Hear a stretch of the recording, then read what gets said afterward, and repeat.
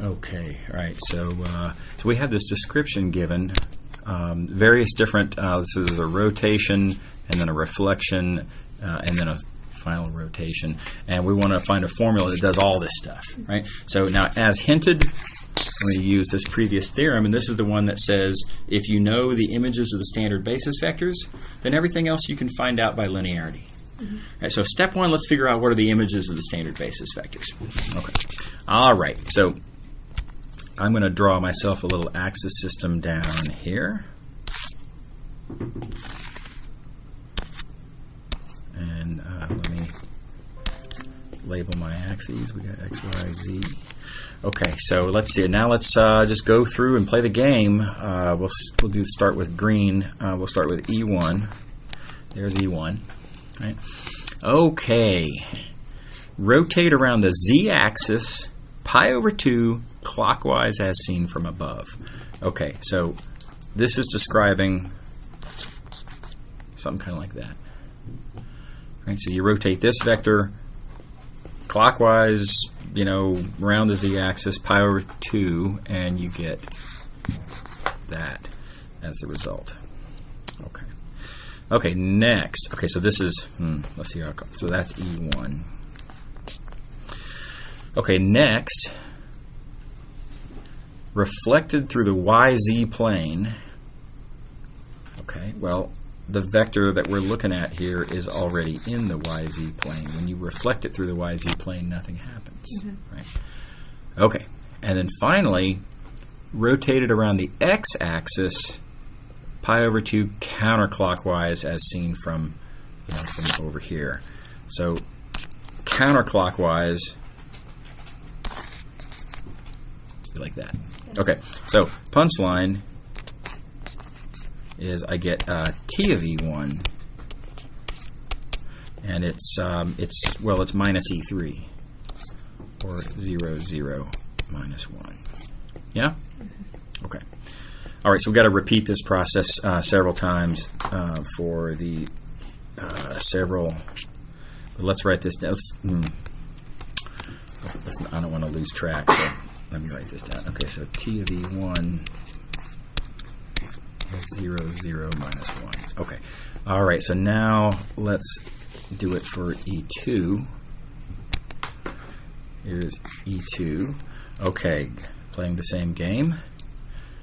Okay, rotated around the z-axis, pi over 2 clockwise as seen from above. Okay, so that gets me to E1. Right. So by the way, I'm starting with here. There's my E2. Okay, now I'm going to reflect that through the YZ plane. Well, that would give me that, because I'm reflecting through the YZ plane there. Yeah. Okay. All right. And now that guy is going to be rotated pi over 2 counterclockwise around the x-axis. Well, it's on the x-axis. Rotating around the x-axis doesn't do anything. So I get t of E2 is like that. And so t of E2 is negative 1, 0, 0. Yeah? Anybody happy? Okay, last one, E3. All right, let's see here. E3, there it is. Okay, step 1, rotating around the z-axis, nothing happens. Step 2, reflect through the YZ plane, nothing happens. And then finally, rotating around the x-axis, pi over 2 counterclockwise. Get that, my t of E3, and that's, let's see here, that is minus E2.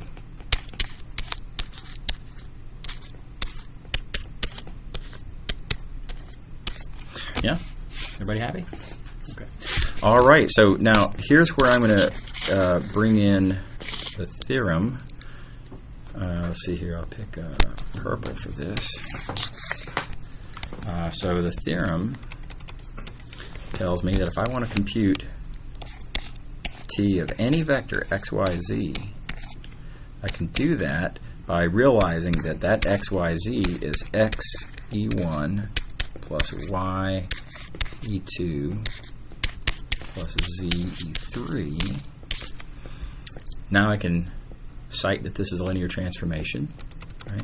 And I can rewrite this as x times t of e1 plus y times t of e2 plus z times t of e3, and fortunately I have already computed these things.